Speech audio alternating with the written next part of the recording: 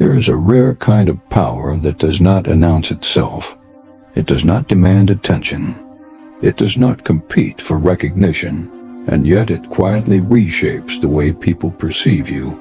It is the kind of presence that lingers long after you have left the room. Not because you spoke the loudest, not because you acted the most, but because you understood something that most people spend their entire lives missing.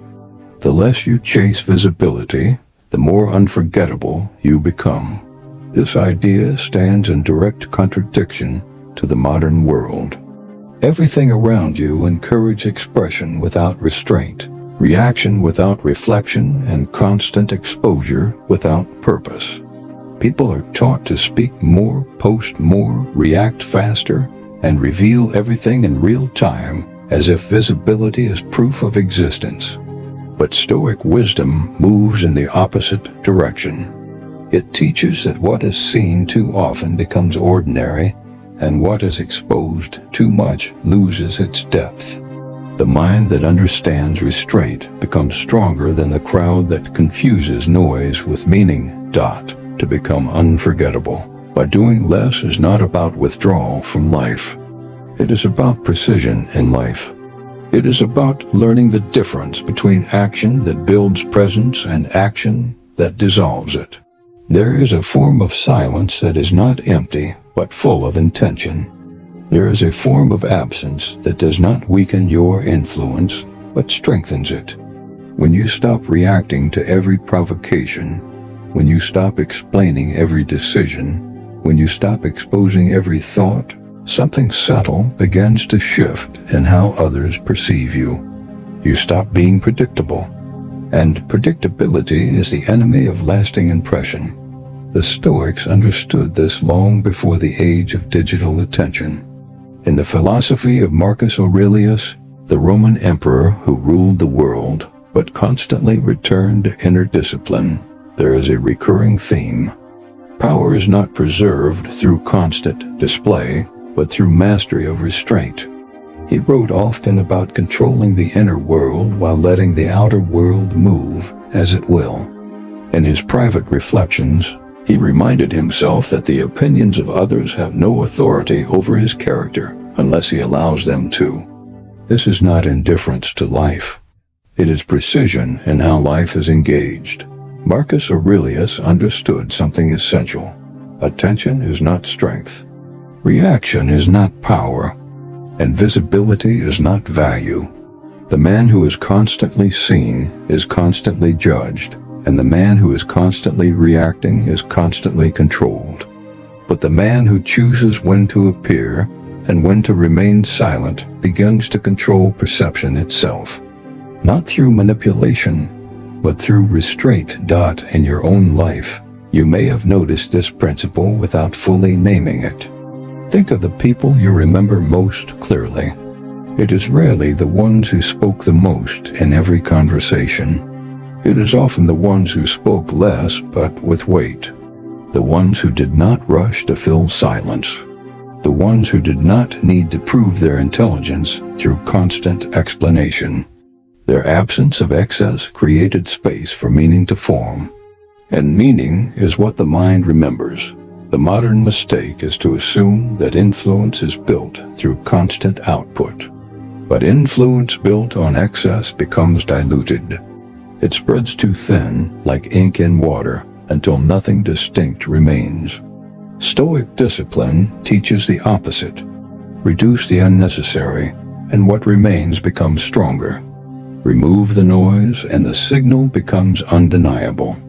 Do less, but with complete intentionality, and your presence begins to carry more weight than the efforts of those who do everything without direction. There is also a deeper psychological mechanism at work. The human mind is wired to value scarcity, not just in material terms, but in attention and access and emotional availability. When something is always available, it becomes easy to ignore. When someone is always present, their presence becomes background noise. But when presence is selective, when attention is given deliberately rather than constantly, it becomes meaningful again. Stoicism does not teach withdrawal from the world, but it teaches control over access to yourself. This is where strategic silence becomes a form of strength. Silence is not emptiness. It is space where perception forms. When you do not immediately respond to every comment or challenge, you create uncertainty. Not in a manipulative sense, but in a natural one. People begin to pay closer attention. They begin to interpret your actions more carefully. And in that interpretation, your presence expands beyond your physical absence. But silence must never come from weakness. It must never be a form of avoidance or fear. Stoic silence is active, not passive. It is chosen, not forced. It is the silence of someone who understands that not every battle deserves participation, not every opinion deserves engagement, and not every moment requires expression. The discipline lies in knowing the difference. One of the greatest internal battles a person faces is the need to react, to defend, to explain, to correct, to prove. Every insult feels like a call to respond. Every misunderstanding feels like a demand for clarification. Every challenge feels like an obligation to engage. But the Stoic mind recognizes that reaction is often the surrender of control. The moment you react impulsively, you are no longer choosing your path. You are being pulled into someone else's. There is a quiet strength in delay, a strength that most people underestimate. When you delay reaction, you create space between stimulus and response. In that space lies your freedom. You are no longer bound to instinct alone. You are able to choose your response based on principle rather than emotion. And this is where discipline begins to form. A person who reacts immediately to everything is easy to understand, easy to predict, easy to influence. But a person who pauses, who considers, who acts only when necessary, becomes harder to read.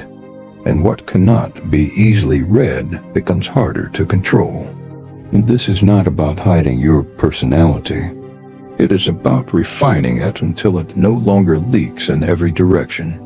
There is also a hidden danger in constant exposure. The more you reveal, the more you become defined by fragments rather than wholeness. People begin to form opinions about you based on incomplete information. They see pieces, not structure, moments, not direction. And over time, those fragments replace the full truth of who you are in the minds of others. Stoicism offers a different path. Instead of seeking to be fully seen at all times, it teaches you to be fully grounded within yourself. To let your actions, not your exposure, define your character. To let your consistency, not your visibility, build your reputation. This is how presence becomes powerful, even in absence. When you begin to apply this principle, something subtle happens in your environment. People start to notice your silence more than your speech. They start to pay attention to your timing rather than your volume. They begin to assign meaning to your restraint. And without forcing anything, you begin to occupy more mental space in their perception. Not because you demanded it, but because you earned it through absence of excess. The paradox is simple, but profound. The less you try to be unforgettable, the more unforgettable you become. Because memorability is not created through force. It is created through distinction.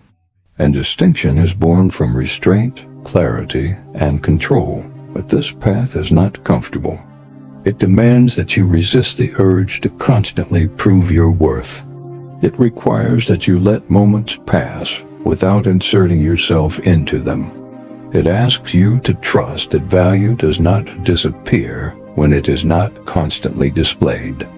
In fact, true value becomes more visible when it is not diluted by constant exposure. The Stoics did not live for applause. They did not measure their worth through recognition. They measured it through alignment with virtue, discipline, and inner order. Everything else was secondary.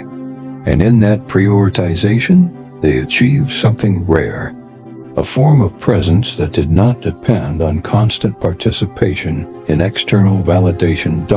To begin walking this path, you must first accept a difficult truth. Not every silence needs to be filled. Not every gap needs your voice. Not every moment requires your input. Some moments gain strength precisely because you allow them to exist without interference. And in time, as you learn to step back from unnecessary engagement, you will notice something unexpected. Your words begin to carry more weight. Your actions begin to stand out more clearly. Your presence becomes less frequent, but more impactful. You are no longer everywhere, but where you are fully noticed. This is the beginning of becoming unforgettable through doing less. Not through absence of purpose, but through precision of action. Not through withdrawal from life, but through mastery of how you enter it.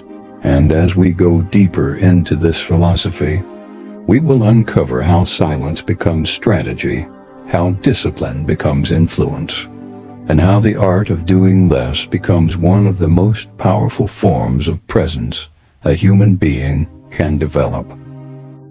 To understand why doing less can make you more unforgettable, you must first unlearn a deeply ingrained illusion, the belief that presence is measured by constant participation.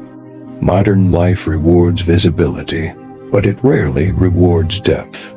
It encourages you to speak quickly, respond instantly, and remain constantly available, as if disappearance equals irrelevance. But Stoic philosophy dismantles this assumption completely. It reveals a different truth, one that is far more uncomfortable, but infinitely more powerful. What is always available is rarely valued. What is selectively revealed becomes significant. The Stoics would not describe this as a strategy for attention. They would describe it as alignment with nature. Everything in nature operates in cycles of presence and absence. Day turns into night. Seasons withdraw and return. Even the strongest rivers do not flood their banks endlessly. They flow, they recede, and in that rhythm, they maintain their power. Human presence is no different. When you are constantly visible, you lose definition. When you step back with intention, your shape becomes clearer in the minds of others. This is where strategic absence begins to reveal its psychological weight. When someone is always available, their presence becomes assumed. But when someone becomes selective with their presence, the mind begins to assign meaning to their absence. Questions arise. Curiosity forms. Attention sharpens. Not because you are manipulating perception, but because you are respecting the natural human response to scarcity. In Stoicism, restraint is not weakness.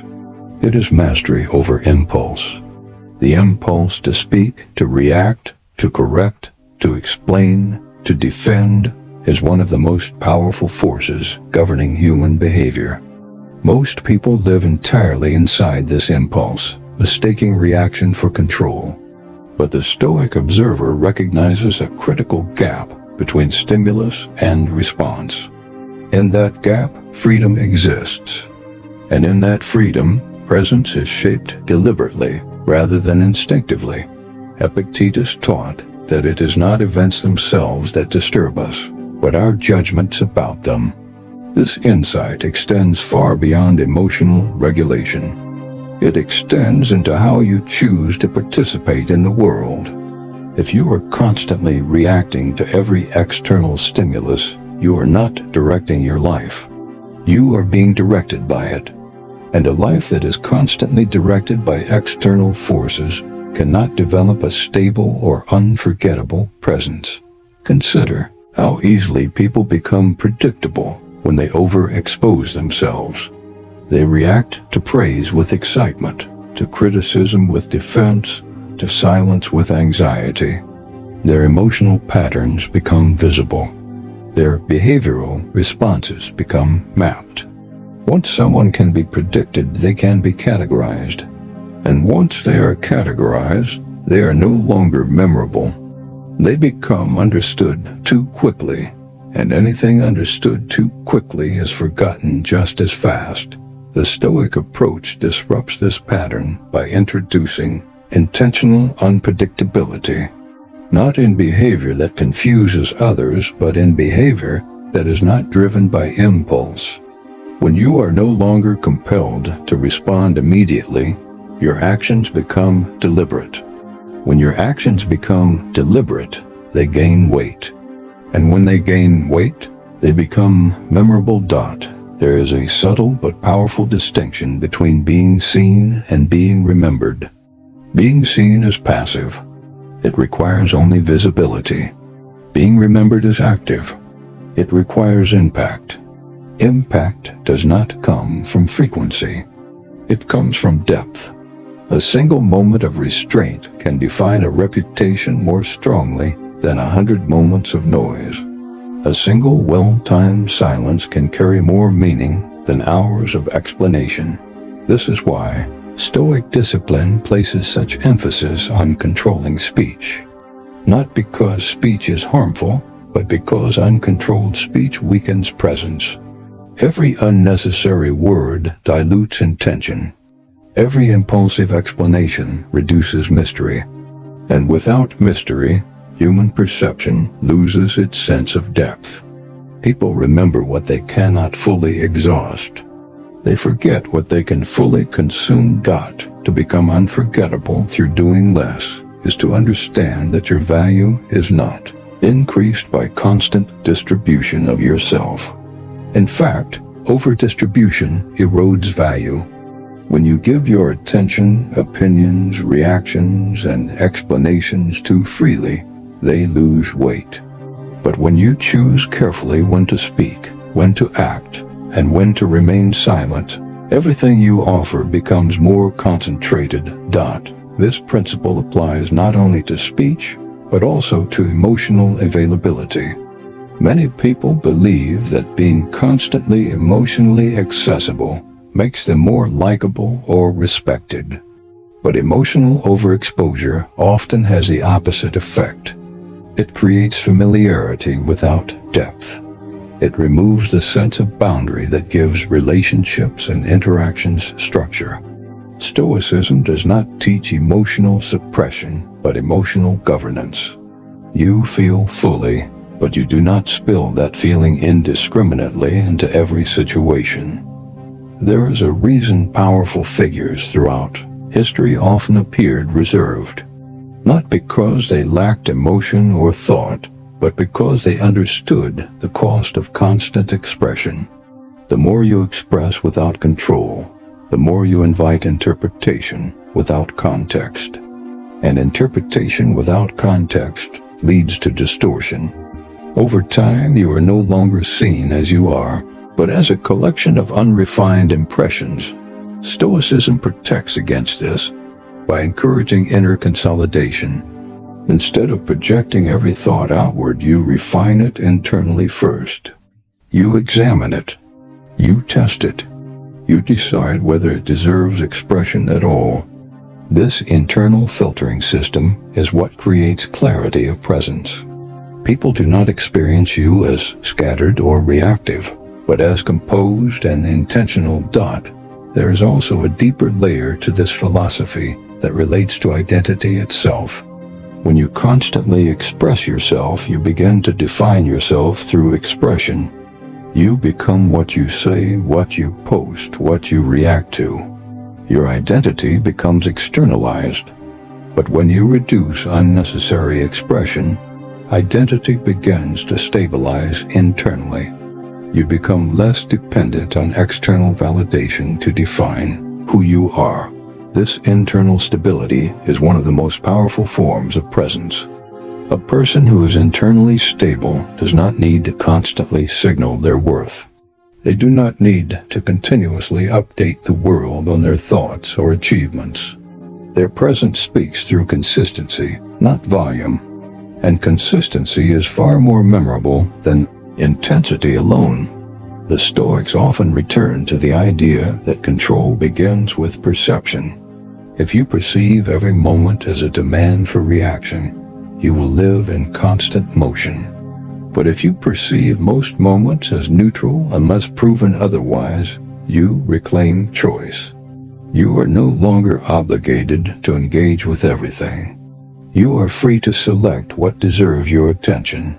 This selectivity is where true influence begins to form. Influence is not built by responding to everything. It is built by responding only to what aligns with your principles. When people notice that you do not react to every stimulus, they begin to adjust their expectations of you. They begin to understand that your attention is not automatic, and anything that is not automatic gains perceived value. Over time, this changes how your absence is interpreted.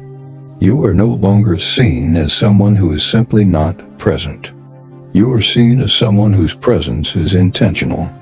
And intentional presence is far more powerful than constant presence. It creates anticipation. It creates respect. It creates psychological weight. But there is a critical warning embedded in this philosophy. Silence and restraint must never become ego. They must not become tools for superiority or emotional detachment from others. Stoicism is not about distancing yourself from humanity. It is about engaging with humanity without losing yourself in reaction. If silence becomes arrogance, it loses its philosophical grounding. If restraint becomes avoidance, it becomes weakness disguised as strength. True Stoic silence is grounded in clarity. You remain silent not to appear superior, but because silence is appropriate. You speak not to dominate, but because speech is necessary. You engage not to prove yourself, but because engagement aligns with your values. Every action is measured against intention, not impulse. When practiced correctly, this creates a very specific kind of presence. It is calm but not empty, reserved but not absent, observant but not detached. People feel it before they understand it. They sense that you are not operating on the same reactive frequency as most others, and this difference makes you memorable without effort. This is the paradox that Stoicism reveals again and again. The less you are driven by external forces, the more influence you develop over how you are perceived within them. The less you react, the more weight your actions carry. The less you speak, the more meaning your words accumulate. And as this discipline deepens, something else begins to emerge. You no longer feel the need to be constantly understood. You no longer seek immediate validation for your thoughts or actions. You become comfortable with being partially unknown, even to those around you. And in that space of not being fully defined, your presence becomes larger than definition itself. This is where unforgettable presence is born. Not from exposure, but from depth. Not from reaction, but from restraint. Not from doing more, but from doing exactly what is necessary, and nothing more. And as we move forward, we will explore how this principle extends into discipline, how self-mastery becomes invisible power, and how a life of controlled action transforms not only how others see you, but how you experience yourself. There is a point in every human life where external approval stops being useful, yet most people never recognize when they cross that threshold. They continue chasing validation long after it has stopped building anything meaningful inside them. They react to praise as if it defines them, and they react to criticism as if it threatens their identity. In doing so, they hand control of their inner world to forces that were never meant to govern it. Stoicism begins its deepest work right here, at the level of perception and self-definition. It teaches a radical and unsettling idea. If your sense of worth depends on external recognition, then your sense of worth is not yours at all. It belongs to the crowd, and the crowd is inconsistent, emotional, and forgetful. To build a life that is truly unforgettable, you must first detach your identity from the need to be constantly remembered. This does not mean becoming indifferent to growth or impact. It means refusing to let external feedback define your direction. When your inner compass is stable, you can move through both praise and criticism without losing alignment. You can be seen without being altered. You can be judged without being reduced.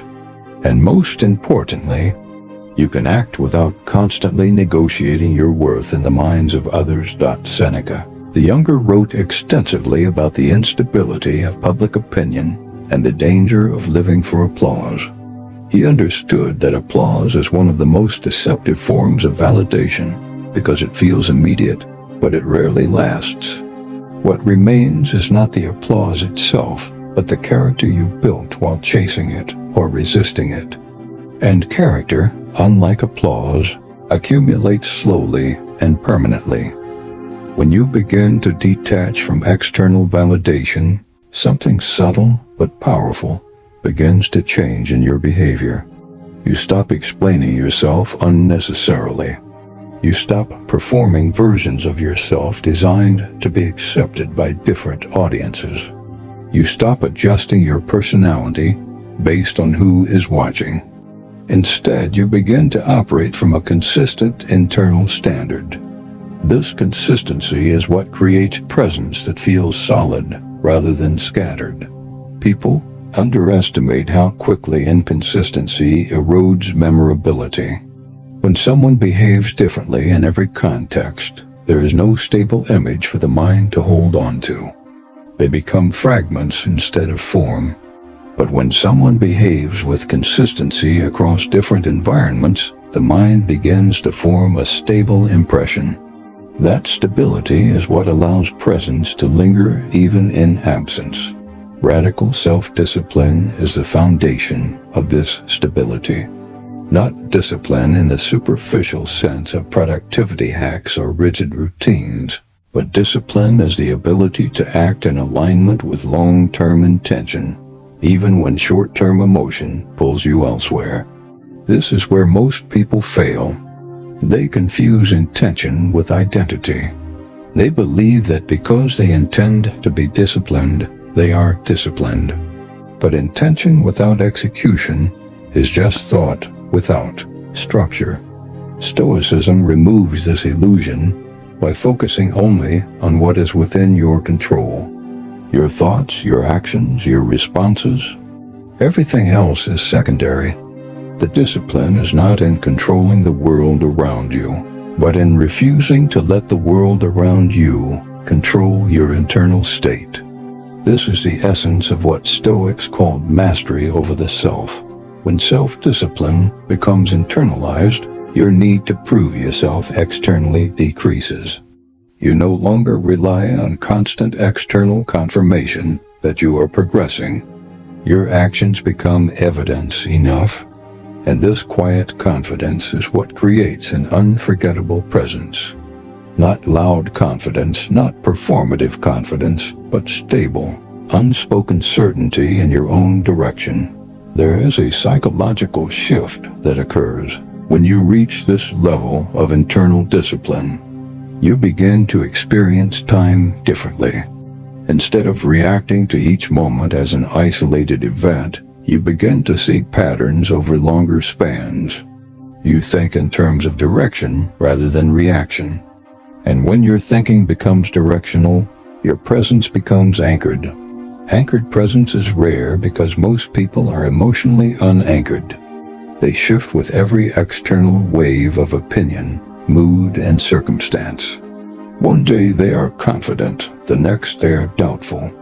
One moment they are focused, the next they are distracted. This instability makes their presence forgettable because there is no continuity. Stoicism replaces this instability with continuity. It teaches you to remain internally consistent, regardless of external fluctuation. This does not mean emotional numbness. It means emotional regulation guided by principle rather than impulse. You still feel deeply, but you do not let feeling dictate your direction. One of the most misunderstood aspects of Stoic philosophy is the idea of indifference. It is often misinterpreted as emotional coldness. But true Stoic indifference is not the absence of feeling. It is the absence of dependence. You do not depend on external events to stabilize your inner state. You do not depend on praise to feel worthy, nor criticism to feel diminished.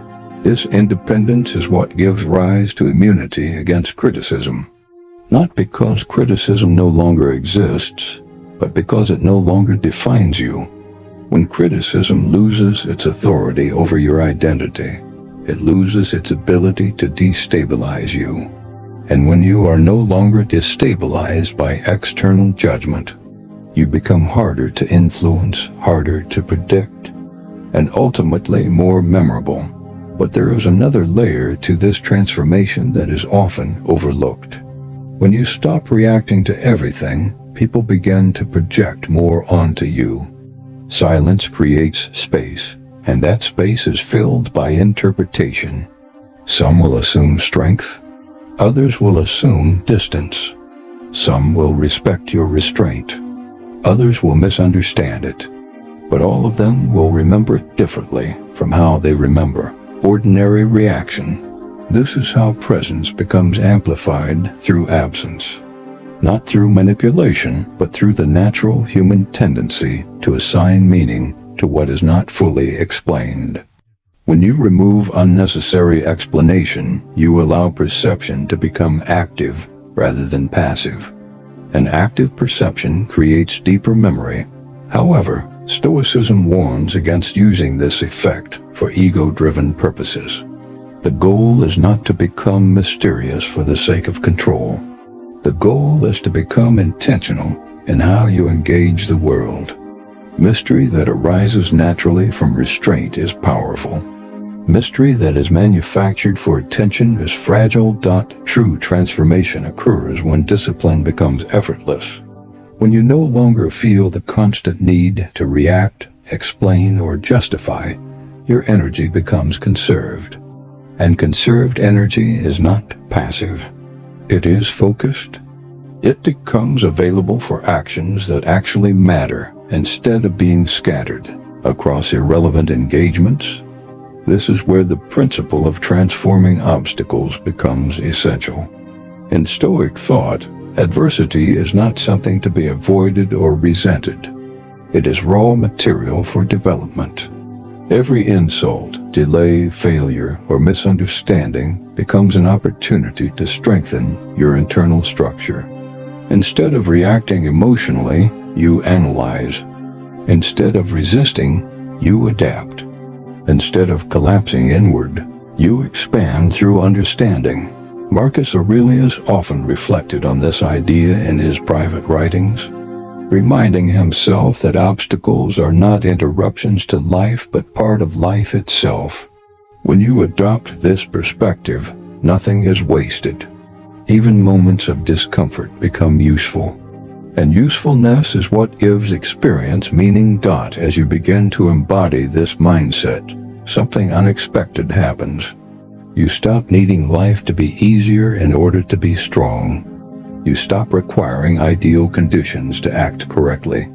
You begin to operate with stability, regardless of external difficulty. And this stability is what makes you memorable, because it is rare. Most people are defined by conditions. When conditions are favorable, they appear confident. When conditions are unfavorable, they collapse or withdraw. But a Stoic presence remains consistent across conditions. That consistency creates trust in perception. People begin to associate you with reliability rather than fluctuation.